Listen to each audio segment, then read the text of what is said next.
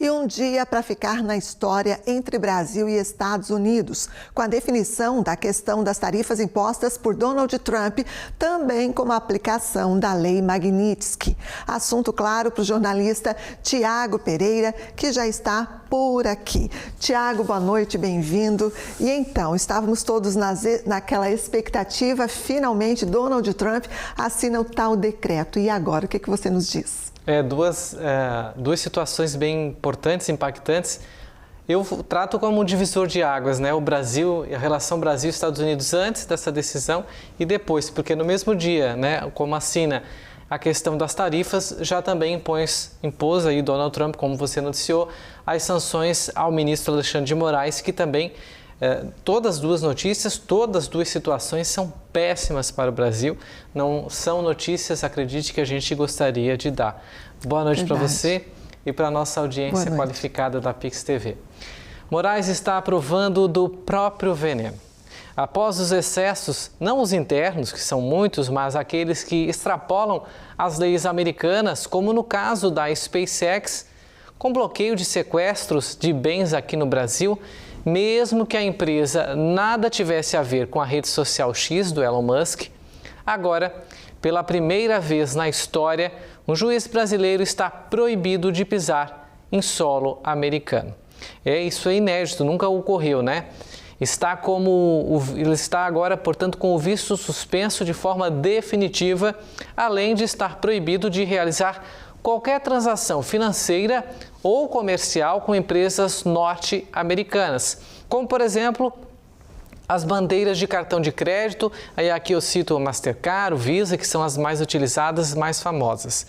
As empresas, inclusive, detentoras de redes sociais como o Google e a Meta e até o X, não podem manter perfis do ministro brasileiro. O X, o Moraes já tinha saído, né? Mas a Meta é detentora do Instagram e também da rede social Facebook. O título de persona não grata impacta diretamente na vida de Moraes, que praticamente está expulso do sistema bancário internacional. É uma das piores punições que alguém possa ter. Esse mecanismo da legislação norte-americana tem como objetivo punir autoridades internacionais acusadas de violação aos direitos humanos. E a situação de Alexandre de Moraes pode piorar.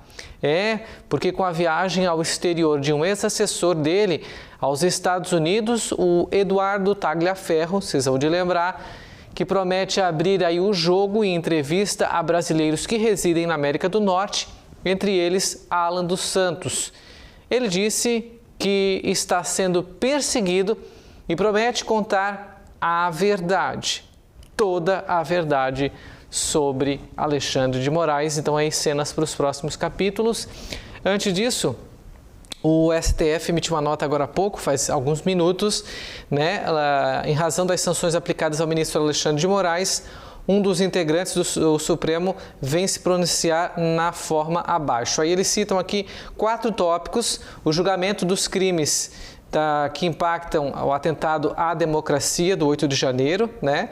Também a ação penal da Procuradoria-Geral da República em um conjunto de pessoas envolvidas, inclusive o ex-presidente Jair Bolsonaro, citam no âmbito da investigação os indícios de práticas de crimes, né? Citando inclusive aquele plano de assassinato de autoridades públicas que o general trouxe para si a culpa, disse que foi um pensamento que ele expressou em um papel. E também as decisões tomadas no processo, cita também que essas decisões tomadas aí nos processos que Alexandre de Moraes, a vítima, né, está envolvido, foi abonado pelo colegiado, mas não cita aqui que teve um dos ministros que votou contrário à última decisão da tornozeleira eletrônica e das medidas restritivas ao ex-presidente Jair Bolsonaro. E, no final, o STF se solidariza, né, a Alexandre de Moraes, ou seja, meio que está, obviamente, a gente não esperaria situação diferente, né, sendo a favor aí de um dos 11 ministros do colegiado do nosso Supremo Tribunal Federal. Muito bem, voltando ao outro assunto do dia, polêmico por sinal, são as tarifas, né, impostas por Donald Trump aí de 50% para as importações do Brasil. A gente sabe que alguns produtos, alguns itens, né, ficaram de fora, mas, contudo, não deixa de lado, de certa forma, o impacto que isso vem acarretar na economia brasileira, né, Tiago? O impacto é inevitável, né, André? E apesar disso, a lista de itens que ficaram de fora é extensa, viu? Uma lista bem grande, a gente pode esmiuçar ela mais ao longo da semana, hoje ainda é quarta-feira. Cerca de 700 itens. Mas realmente o impacto, né, ainda é grande porque, assim, empresas vão deixar de vender, né? Empregos vão acabar, né? E isso, de certa forma, é uma notícia ruim para a economia que não vem sendo contemplada com outros mercados para que possam vir a substituir os Estados Unidos. Mas você tem razão.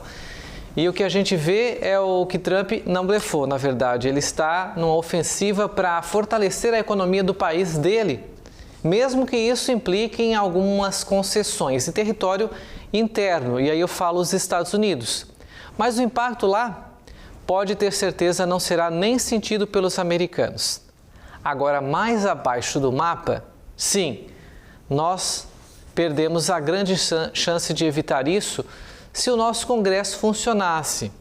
Se puníssemos quem atua fora da Constituição, quem desvia dinheiro público, deixamos a tirania sobrepor as leis, cerceamos pessoas de falar, proibimos grupos políticos de se manifestar, criamos excessos com práticas hostis à democracia e agora pagamos o preço, literalmente, com a economia.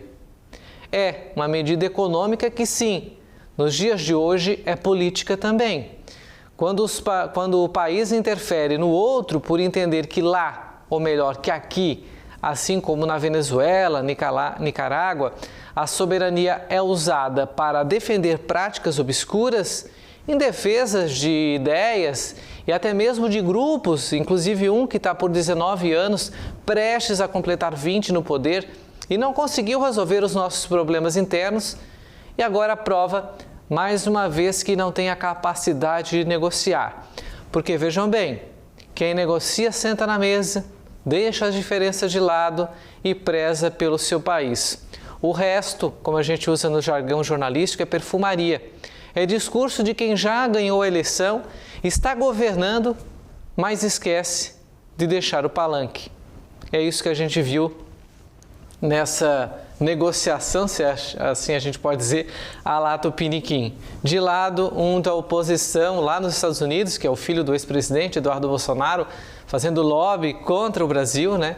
Colocando ideias ou possibilidades ao governo americano, que sabe-se lá se foram aplicadas ou não por intermédio dele, né? O Donald Trump não deixa isso claro em momento algum e nem sei se a gente saberá.